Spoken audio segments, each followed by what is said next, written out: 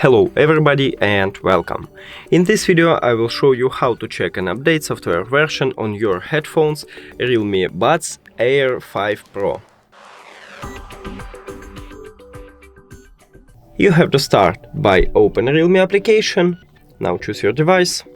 Then click on two dots at the top. Now click on firmware version and update now.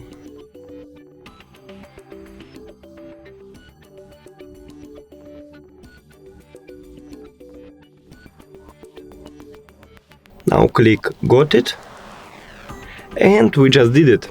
Now if we go in again here, we don't need any update and we can here check a software version. So that's it. Thank you for watching this video. If you found it helpful, please consider subscribing to channel and leave the like on the video. It's really important to us. See you later!